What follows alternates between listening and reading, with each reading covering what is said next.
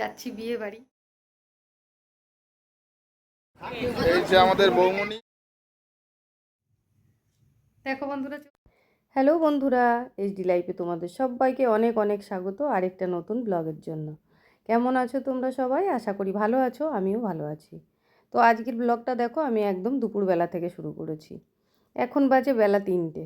আজ তোমাদের দাদাভাই তাড়াতাড়ি চলে এসেছিলো, রোজই আসে, আজও এসেছিলো। তো খাওয়া দাওয়া করে ও বেরিয়ে গেছে। তারপর আমি কিছু কাজ ছিল বাকি, যেগুলো স্নান করার আগে ছাড়া করা যায় না, সেই কাজগুলো সেরে তারপরে স্নান করেছি। সেই জন্য আমার অনেকটা বেলা হয়েছে।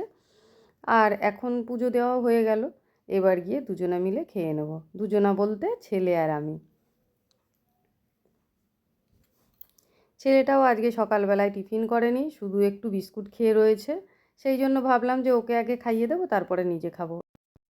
আজ আবার বিকেলবেলায় একটু বেরোতে হবে, বাজার যেতে হবে। বিয়ে বাড়ি আছে বিকেলবেলায় পাড়ার মধ্যেই একটা, গিফট কিনতে। পুজো সেরে আগে ছেলেকে খাইয়ে দিলাম।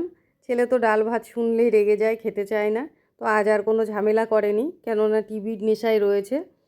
টিভিতে কি একটা দেখছে, সঙ্গে আবার একটা বন্ধুও রয়েছে। তো সেই জন্য আর খাওয়া নিয়ে ঝামেলা করেনি। আর আজ কি রান্না করেছি সেটাও দেখে নাও। বেগুন ভাজা, পটল ভাজা, ঝিঙে দিয়ে আলু দিয়ে পোস্ত আর ডাল। আজকের মেনুতে এইটুকুই। চলে এলাম একেবারে রাতে রেডি হয়ে বিয়েবাড়ি যাওয়ার জন্য। আমাকে কেমন লাগছে কমেন্টে জানিও। আর সন্ধ্যাবেলায় বেরিয়েছিলাম গিফট কিনতে, আর আজ গিফটে নিয়ে এসেছি একটা ডিনার সেট। তো রেডি তো হয়ে গেছি, এবার চলো বেরোনো যাক। ছেলে সন্ধ্যে 7টার সময় ওর বন্ধুবান্ধবের সাথে আগেই চলে এসছে। এবার আমি একা আসবো? তো ভাইকে বললাম সঙ্গে আসতে, ভাইও আসলো, আমরা দুজনে মিলে একসাথে বেরোলাম। আর পিসিমণিরা আগেই চলে গেছিলো, এখন ওরা ফিরছে। বিয়ে বাড়িতে এসছি, আর বর কনেকে না দেখালে হয় বলো? তো আমাদের আজকের বর কেমন দেখো, এই দুইজন। পাড়ার মধ্যে বিয়ে ঠিকই, কিন্তু এটা আত্মীয়র মধ্যেই পড়ে। আর সেই কারণে বিয়ে বাড়িতে এসে সব আত্মীয় স্বজনের সঙ্গে দেখা। এখানে দেখতে পাচ্ছ আমার সঙ্গে যে রয়েছে সে একজন যা হয় আমার। আর আশেপাশে আরও সবাই রয়েছে। সবার সঙ্গে তো আর এইটুকু ভিডিওর মধ্যে পরিচয় করিয়ে দেওয়া যায় না, তবুও যেটুকু হয় আর কি। এখানে দেখো আমার পাশে বসে আছে ওই একজন যা হয়।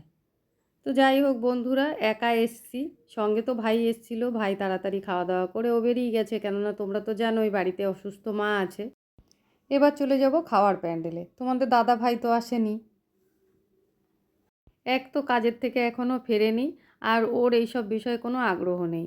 পাড়ার মধ্যে বলো, আত্মীয় স্বজনের মধ্যে বলো, কোনো অনুষ্ঠানে ও যেতে চায় না। আর আজ যেহেতু কাজের মধ্যে রয়েছে, আজ তো আরোই আসবে না। একেবারে যে একা এসে বসেছি তাও কিন্তু না। আমার সামনে যে দুজন বসে আছে, আমার পিসি শাশুড়ি আর সঙ্গে তার ছেলের বউ। আর পেছনে দেখতে পাচ্ছ ওইদিকে দুজন বসে আছে, ওই দুজন আমার দেওর হয়। এই যে আমাদের বৌমনি, তোমাদের যে নতুন রোজ সুন্দর সুন্দর একটা করে ব্লগ উপহার দেয়, তিনি এবার খেতে বসেছেন। পাতাটা দেখছেন এমন পরিষ্কার, খাওয়া যায় হয়ে যাবে এরকমই দেখবেন। ঠিক আছে, এই লেবু দিচ্ছে, তার সঙ্গে আমার পিসি আছে, বৌদি আছে। এইটা কাকে দিল? তোমাদের সঙ্গে এতক্ষণ যে কথা বলল সে আমার দেওর, ভাইও বলতে পারো। এই প্রথমবার কেউ আমার ব্লগে তোমাদের সঙ্গে কথা বললো, তাই না? তো যাই হোক বন্ধুরা, খেতে শুরু করে দিয়েছি দেখো। আর প্রথমে দিয়েছে ডিমের চপ, তারপরে রাধাবল্লভী, আর সঙ্গে চানা মশলা আসছে, এখনও পর্যন্ত এসে পারেনি। তো আমি কিন্তু খেতে শুরু করে দিয়েছি, কেননা আমি খাই খুব আস্তে আস্তে। এখন থেকে না শুরু করলেই কমপ্লিট করতে পারবো না।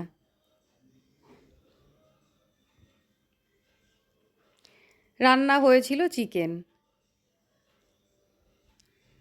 ডাল দিয়ে ভাত মেখে নিয়েছি। পুরো ভাতটাই আমি ডাল দিয়ে মেখেই খেয়েছি। মাছ বলো মাংস বলো, আমি কিন্তু খুব একটা ভালোবাসি না। মাংসটা দেওয়ার আগে মাছ এনেছিল, মাছটা আমি নিইনি।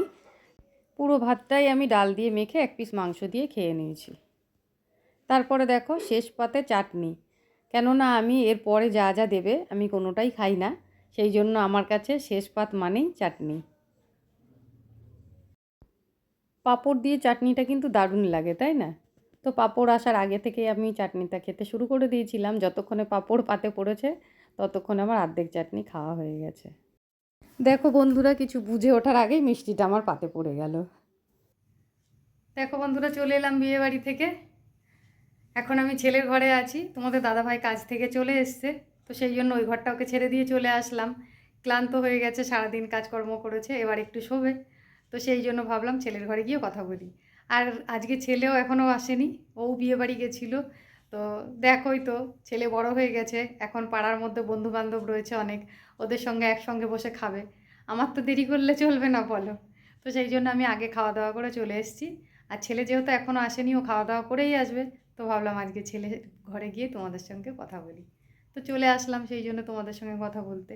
তো আমার আজকের ভিডিওটা তোমাদের কেমন লাগলো অবশ্যই কিন্তু কমেন্ট করে জানিও। আর যদি চ্যানেলে নতুন হয়ে থাকো, চ্যানেলটাকে সাবস্ক্রাইব করে আমার পাশে থেকো। চলে আসবো আবার কোনো নতুন ভিডিও নিয়ে। ততক্ষণের জন্য তোমরা খুব ভালো থেকো, সুস্থ থেকো। আজকের মতন এই পর্যন্তই। টাটা বন্ধুরা।